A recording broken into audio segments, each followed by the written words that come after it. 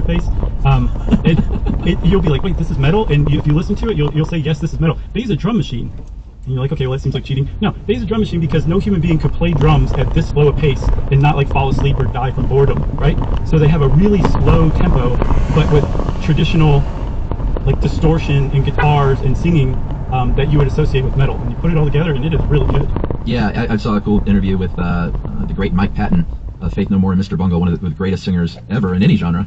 And he was singing the praises of Godflesh, and I went and listened to a little bit of it, and I was like, man, this is like very, very heavy stuff. It is. Oh, it's super, super dark. But they were from Birmingham too. So this is like, Birmingham is to metal what Manchester was to Britpop. Yeah. Like it just was the center. And what's crazy is it was a center for a really long time. I think there's still bands coming out of Birmingham that are noteworthy. Yeah, the Grammys got on board in 1989 in all the wrong ways. They introduced the best hard rock / metal performance, and Metallica's And Justice for All very famously lost out to Jethro Tull. They had a comeback album called Crest of a Knave, and everybody immediately was like, Grammys, you've never seen more out of touch with what's going on in the world. And so pretty quickly they were like, oh, maybe we'll split the categories, and the next year it was a hard rock award and a metal award. But they even messed that up, like, you know, bands like Soundgarden won the metal category and stuff like that, and like they're not metal either. Well, the Grammys aren't really known for being super in touch with underground stuff, and it's interesting because the reason why groups like Soundgarden won the metal Grammy at the time is because grunge just took over. It actually pushed metal right out of the limelight. Basically starting January 1st, 1990, grunge just took over, and it stayed that way for years. And the metal started to kind of come back in a way. New metal came along in the mid to late 90s, so like you had Slipknot and Korn. Linkin Park, I guess, qualifies. I'm not either, but I know a lot of people are. Like a lot of people got back into metal thanks to these guys. They basically they were like, hey, you like grunge, you like alternative? We're going to help transition you back to metal. And then there was something called the new wave of American heavy metal, starting in the early 2000s, that took back over from new metal and brought it back to like legit serious metal, like As I Lay Dying, Lamb of God, and of course High on Fire, and a bunch of other bands that are still coming out in America and around the world. So metal came back. Whether you like new metal or not, you can thank them for bringing metal back from obscurity in the late 90s, early 2000s. Thank you, Korn. Yeah, thanks a lot, Korn. Alt metal was a thing too in the late 90s and kind of early 2000s. I think people consider Tool kind of an alt metal band. A band called System of a Down. I listened to some Tool, but they're another band that has a very, very, very hardcore, loyal following. Yeah, for sure. And then progressive metal. That had kind of been around in the 80s, like a band like Queensryche, who I never really liked that much. Could probably be considered prog metal, as well as a band called Dream Theater, who are also very popular and very have fans that are like super loyal. I remember listening to Queensryche Operation Mindcrime as like a 12-year-old and being like, I don't get it. Yeah. This is Where's the crime? way too grown up for me. Right, exactly. I don't know like, you know what the crime is. Right. These lyrics. Yeah. Pantera was another one that actually kept metal alive during the grunge years. I did not know this, Pantera started out, the Cowboys from Hell, started out as a glam rock band, spandex, big hair and everything. Crazy. And eventually they shifted into more of a metal sound, and they were one of the pioneers of what's called groove metal, which is essentially what it sounds like. It's catchier metal. I think there's more refrains to it. And I'm just speaking musically. It has nothing to do with like jam bands or anything like that. It's just as far as metal goes, it's probably the grooviest version of metal you could do. Yeah, I think that's pretty accurate. A couple other things, Chuck. Did we talk about the Big Four?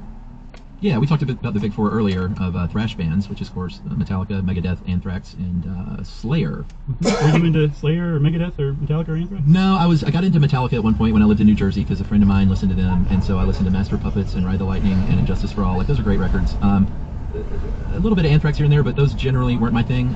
Definitely never really listened to Megadeth. I know Dave Mustaine has a reputation in the industry. He was let go from Metallica, and hasn't stopped complaining about it for 43 years. I saw an interview with him where he said, like, I own that. Like, I had to quit drinking because I was so just aggro and violent whenever I did. But yeah, he was not happy about it. But metal fans are happy because he went on to found Megadeth, basically to spite Metallica, and they became huge in their own right. But I was never into them. I really want to be into Slayer. Like, I have Rain and Blood on my phone, which is not a super metal thing to say, but it's the truth. And I just, like, I can listen to it, but I'm not like, damn, this is good. Like, I just can't get into Slayer. And I've never really been into Megadeth, despite trying to. When he left, he said, I'll show you guys. I'll go on to found a band that will never be as good or as popular as you will be. I know. Seriously, I hope it doesn't stick in his craw, because that would be hard to get over. I think he's kind of well known in the industry. There's a couple of metal people that a lot of metal people don't like. Dave Mustaine is one, and then Lars Ulrich, the drummer from Metallica, is another. Even Metallica fans, there's a lot of them that are like, Lars, just shut up. What do you think about? Yeah, he does. Yeah, because some of them are so like vocal about their opinions and how awesome they are and how terrible other bands are. Yeah, sure. Yeah, I'm sure. How about this? Let's say we wrap it up talking a little bit about black metal, and then we'll move on to part 2. What do you think? That sounds good. Okay, so we can't wrap this before we talk about black metal, which is something that also emerged out of thrash, or actually I think it emerged out of death metal, to tell you the truth.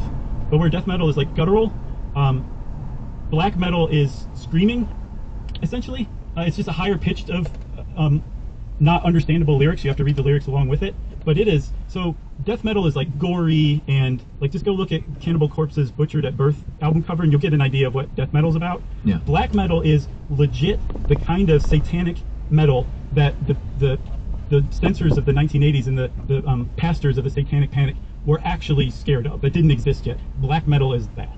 So is Merciful Fate and King Diamond, are they thrown into that group? I think the progenitors of black metal were Venom, all the way back in 1981. They were actually part of the new wave of British heavy metal. They had a picture of Baphomet in an upside down star on the cover, right? So I could see suburban parents being actually scared of Venom. Bathory from Sweden, they were another one from 1984, and the Mayhem is the one that like took black metal into like the actual like